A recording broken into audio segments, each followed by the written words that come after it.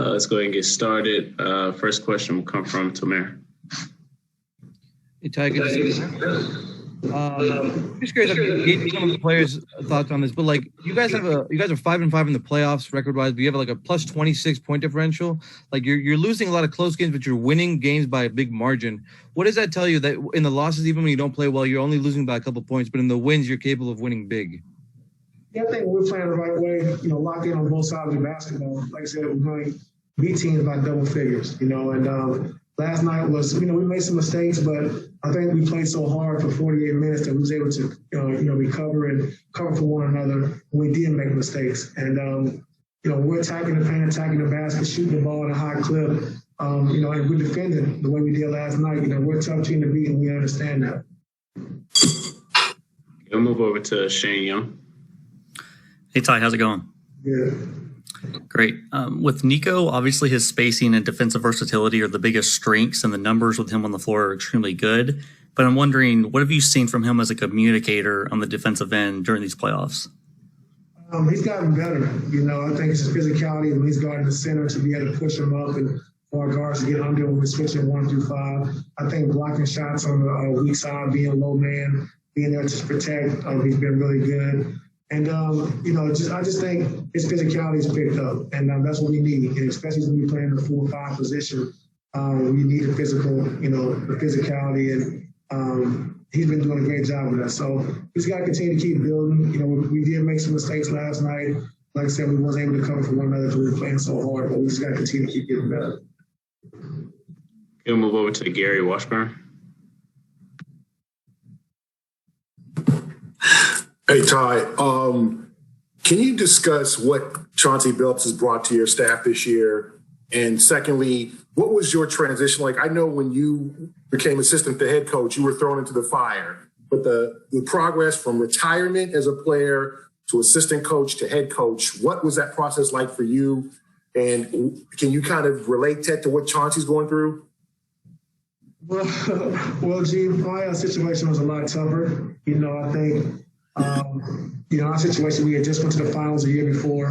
When I had a chance to take over in Cleveland, Coach Black had a team. We were the number 1 team in the East at the time. So to fire Coach Black midway through the season when we were playing pretty good basketball, and then to hire me, it was a tough situation, because, a lot of people saying a lot of different things about, did we stab him in the back, did, certain, different things, and which was not the case. So to be thrown in the fire where you have to absolutely, I think win a championship at that point, those are tough things to face. And, you go to the championship, the finals the year before, and you go to game 6. So now if you don't go to the finals the year that I took over, at least go to game 7, it was a failure, So it was a lot of stress in that regard. Just trying to, perform and, do the job I knew I was capable of doing, but I never sat in that head seat before. So not having a training camp, not being able to put my stamp on the team of what I wanted to do, I thought it was a really, really tough situation to be put in. So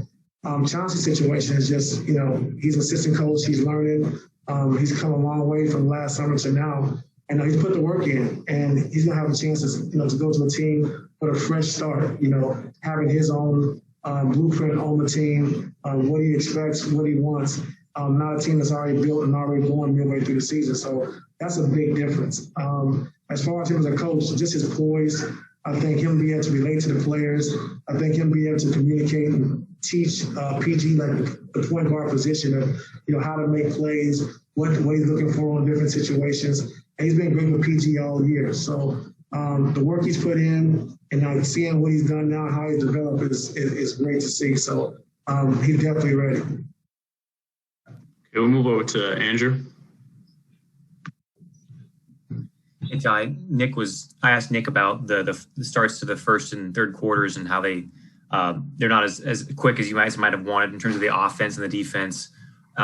Because you guys have recovered so well throughout the whole postseason, to what extent do you really concern yourself with the starts to your games? Is that something you think needs to be fixed dramatically, or are you more impressed with the recovery?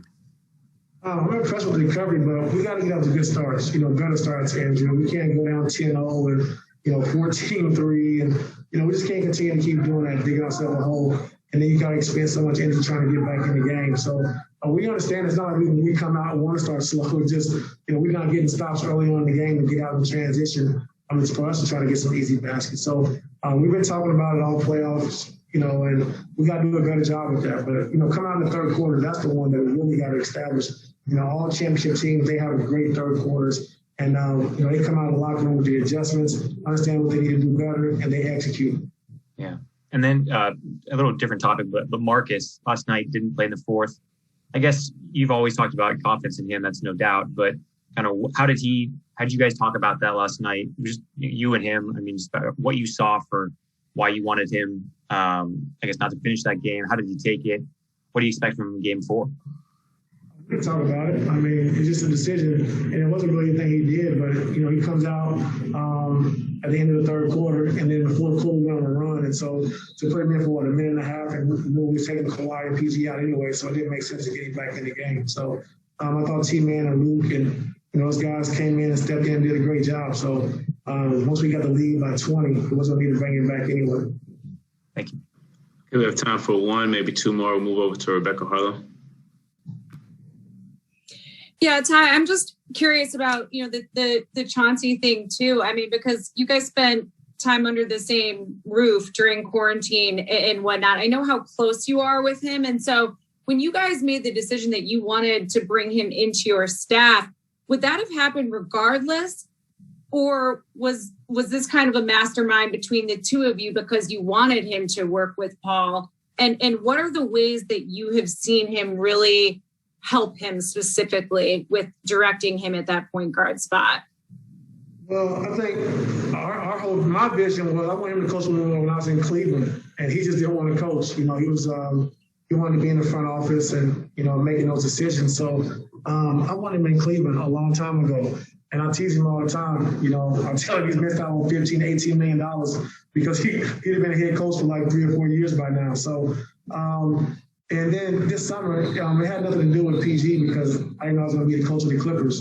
During the quarantine, I didn't know I was going to be the coach for the Clippers. So when I was in Denver with him for those 7 weeks, we really dove into it. And he had been working already this whole past year of just learning, ATOs, how to draw up on the board, situations. And then when the break came with the COVID situation, I went to Denver for 7 weeks and we dove into it for 4 or 5 hours a day. And he really locked into drawing up the plays, what plays to run, knowing the system, knowing the play calls. And he's done a tremendous job. And now just seeing him on the floor, just coaching our 5-on-5 games with the Stay Ready crew, he's doing a great job. But just, his poise, when he speaks, guys listen. He's able to hold guys accountable.